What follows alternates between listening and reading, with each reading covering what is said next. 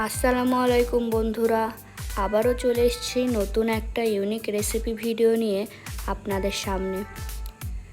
আজকে যে রেসিপিটা আমি আপনাদের সাথে শেয়ার করব সেটি খুবই লোভনীয় একটা রেসিপি। কালকে একটা নাস্তার রেসিপি দেখিয়েছি আপনাদের, আজ শেয়ার করব একটা লাঞ্চ বা ডিনার, যে কোনো একটা বলতে পারেন, চিকেন টিক্কা পোলাও। তো চলুন শুরু করা যাক। কি কি উপকরণ লাগছে দেখে নিই। প্রথমে লাগছে বাসমতি চাল 500 গ্রাম। আমি এখানে ইন্ডিয়া গেট বাসমতি চাল ইউজ করেছি। আর বোনলেস চিকেন 400 গ্রাম। এখানে নিয়েছি তেজপাতা, এলাচ, দারচিনি আর লবঙ্গ। এদিকে আছে পেঁয়াজ বাটা, রসুন বাটা, আদা বাটা আর কাঁচা লঙ্কা বাটা। এদিকে আছে চিলি ফ্লেক্স, শুকনো গুঁড়ো লঙ্কা, গোলমরিচ আর হলুদ গুঁড়ো। আর এখানে আমি 4টে গোটা পেঁয়াজ কেটে নিয়ে রেখেছি, এটা বেরেস্তা করার জন্য কাজে লাগবে। আর এখানে নিয়েছি 1 কাপ মতো দুধ, এখানে আমি গরুর দুধ ইউজ করেছি। আর এখানে আমি নিয়েছি কাজু বাদাম আর কিশমিশ। এখানে আমি দুধে 1 চামচের মতো চিনি অ্যাড করলাম। পোলাওতে হালকা মিষ্টি ভাব আনার জন্য আর টেস্টটাকে আরেকটু বাড়ানোর জন্য আমি এতে চিনিটা অ্যাড করেছি। এদিকে আমি বোনলেস চিকেনটাকে মিক্সিতে গ্রাইন্ড করে নিচ্ছি। এবার আমি ওই চালটাকে ভিজিয়ে রাখবো। চালটাকে আধ ঘন্টার মতো ভিজিয়ে রাখতে হবে। এবার মিক্সিতে বোনলেস চিকেনটা গ্রাইন্ড করার পর আমি এতে দিয়ে দিচ্ছি পেঁয়াজ বাটা, কাঁচা লঙ্কা বাটা, আদার পেস্ট আর রসুনের পেস্ট। এবার এতে আমি ওই শুকনো মশলাগুলো অ্যাড করব। চিলি ফ্লেক্স, হলুদ গুঁড়ো, ভাজা মশলা আর শুকনো লঙ্কা গুঁড়ো। এবার স্বাদ মতো নুন দিয়ে দিলাম। এবার এতে আমি অ্যাড করলাম সর্ষের তেল। এবার এটাকে ভালো করে মাখিয়ে নিতে হবে।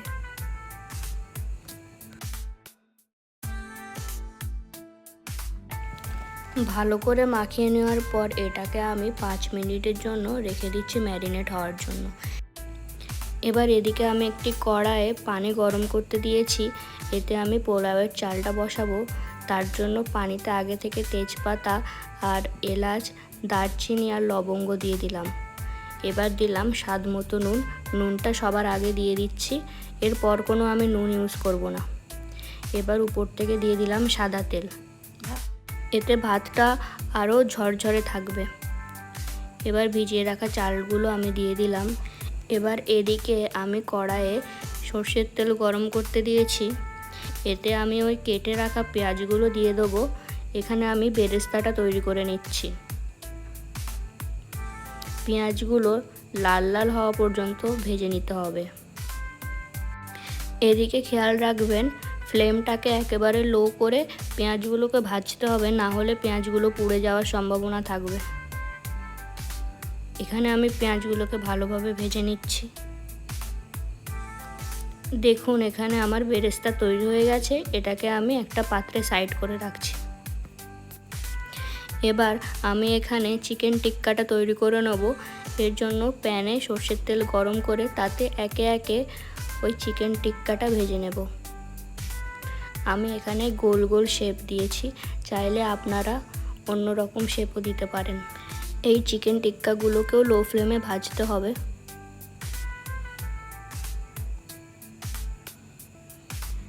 এদিকে আমাদের পোলাওয়ের চাল ফুটে গেছে। 70% আমি এখানে ফুটিয়ে নিয়েছি, বাকি 30% এই চিকেন টিক্কাগুলো দিয়ে একসাথে দমে বসাতে হবে। দেখুন আমার এখানে চিকেন টিক্কাগুলো ভাজা হয়ে গেছে। এগুলোকে আমি তুলে নিচ্ছি আলাদা করে।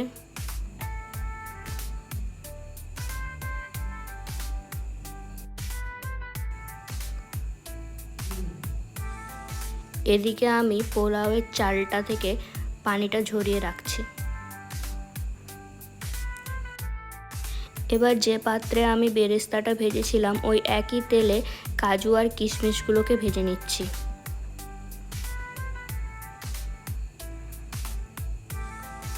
এখানে আমি কাজু আর কিশমিশগুলো ভেজে নিয়ে আলাদা করে তুলে রেখেছি। এবার ওই একই তেলে আমি আদা আর রসুন পেস্ট দিয়ে দিলাম।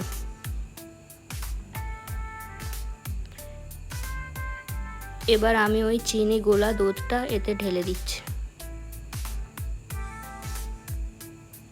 এখানে আমি গ্রেভিটা তৈরি করে নিচ্ছি।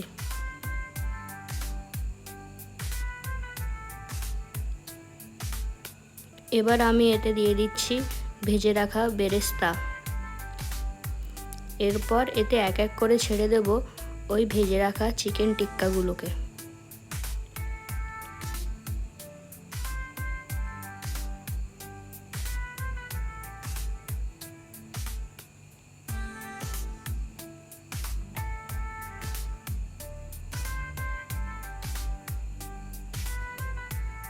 এবার এতে আমি ওই চিকেন টিক্কার তেলগুলো দিয়ে দিচ্ছি।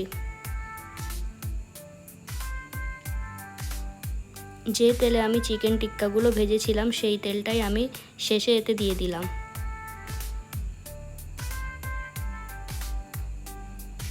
এবার এতে যোগ করছি স্বাদ মতো নুন এবং উপর থেকে অ্যাড করলাম গরম মশলা। এটাকে আমি 5-7 মিনিটের মতো রান্না করে নিয়েছি। 5-7 মিনিট পর এটাকে আমি পাত্রে তুলে নিচ্ছি।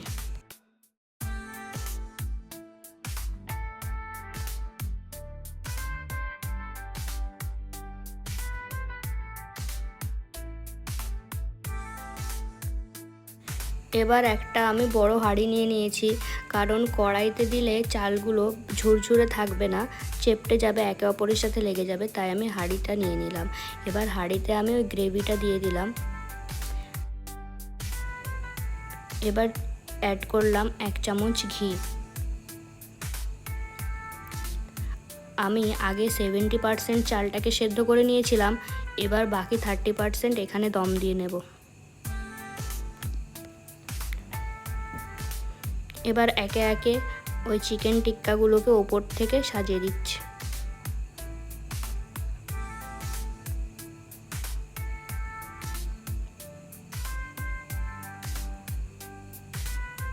চিকেন টিক্কার লেয়ারগুলো সাজানোর পর এতে আমি কাজু আর কিশমিশের লেয়ারটা দিয়ে দিচ্ছি।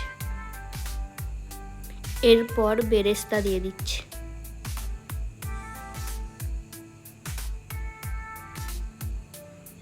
সব কিছু দিয়ে দেওয়ার পর এটাকে আমি ঢাকনা চাপা দিয়ে রাখছি 10 মিনিটের জন্য লো ফ্লেমে। 10 মিনিট হয়ে যাওয়ার পর ঢাকনা খুলে আমি এগুলোকে মিক্স করে নিচ্ছি একসাথে। এখানে আমার পোলাওয়ের ভাতটা কত ঝুরঝুরে হয়েছে। পোলাওটা নির্ভর করে তার ভাতের উপর। ভাত যত ঝুরঝুরে হবে পোলাওটা খেতে তত ভালো হবে। এবার আমি এটাকে সার্ভ করে নিচ্ছি।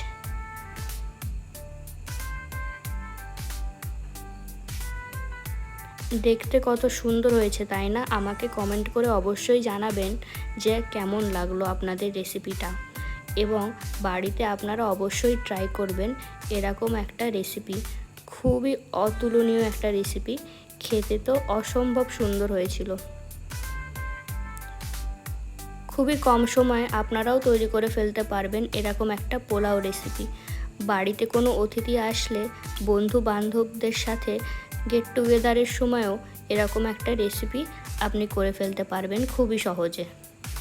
এই রেসিপিটা সম্পূর্ণ আমার নিজস্ব রেসিপি, তো অবশ্যই আমাকে জানাবেন যে কেমন লাগলো আপনাদের আমার এই রেসিপিটা।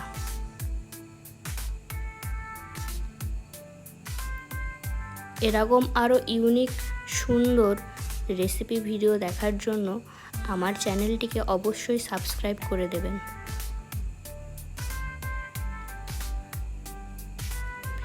এবং আমাকে জানাবেন যে ভবিষ্যতে আপনারা কেমন রেসিপি ভিডিও দেখতে চান। ধন্যবাদ বন্ধুরা আমার ভিডিওটি সম্পূর্ণ দেখার জন্য। এভাবেই আমার পাশে থাকবেন।